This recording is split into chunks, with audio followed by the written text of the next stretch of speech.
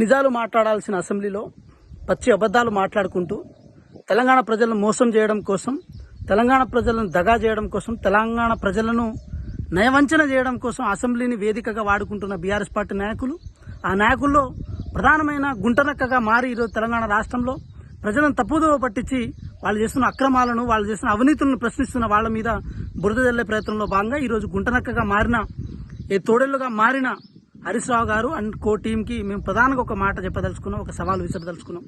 పొంగులేటి శ్రీనివాసరెడ్డి గారు, మీరు కబ్జా చేసిన భూముల మీదనో లేకపోతే మీరు అడ్డంగా బుక్కిన పైసల మీదనో విచారణ చేపట్టాలి.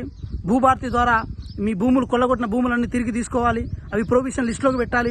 అది పేద ప్రజల భూములు, పేద ప్రజలకు ఇచ్చిన భూములను, ప్రభుత్వ భూములను మీరు అప్పనంగా దోచుకున్నారని చెప్పి వాటి మీద విచారణ చేపట్టాలని చెప్పి ఎప్పుడైతే అనుకున్నారో అప్పటి నుంచి పొంగులేటి శ్రీనివాసరెడ్డి గారి మీద వ్యక్తిగతంగా వాళ్ళ మీద అక్కసు వెళ్ళగట్టడం కోసం ఇదంతా మీరు ప్రయత్నాలు చేసుకుంటూ ఉన్నారు.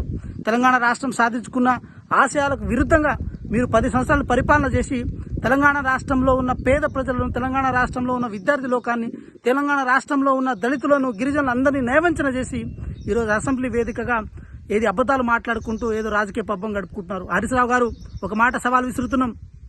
కాళేశ్వరంలో, కుంభకోణంలో మీకున్న మీ దాంట్లో మీ సపోర్ట్ ఏంటి, దాంట్లో మీ వాటా ఏంటనే విషయాన్ని కూడా తెలంగాణ ప్రజలు ఆలోచిస్తున్నారు. తెలంగాణ ప్రజల ఆ విషయాన్ని వాళ్ళు గ్రహించి ఉన్నారు.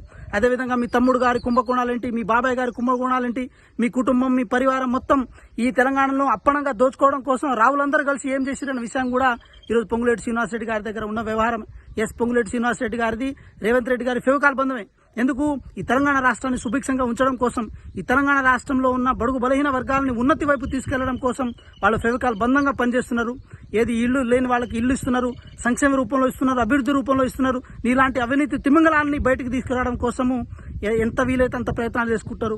కాబట్టి ఈరోజు హరీష్ రావు గారికి ఒకటే విజ్ఞప్తి చేస్తున్నాం. మేము పొంగులేటి శ్రీనివాసరెడ్డి గారి గురించి మాట్లాడే ముందు ఒకసారి నీ వీపును నువ్వు చూసుకోవాలని చెప్పి, పొంగులేటి శ్రీనివాసరెడ్డి గారి మీద విమర్శ చేసే ముందు ఒకసారి నీ కుటుంబ పరిస్థితిని, మీ మామగారి అవినీతిని, నీ దోపిడిని కూడా ఒకసారి నువ్వు ఆత్మ పరిశీలన చేసుకోవాలని చెప్పి అనుకుంటున్నాం.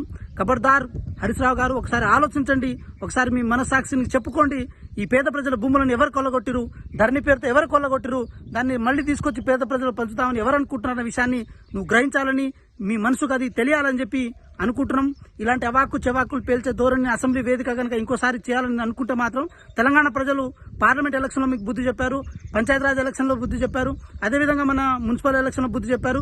రేపు రాబోయే ఏ ఎలక్షన్ అయినా ఇంకా తెలంగాణ ప్రజలు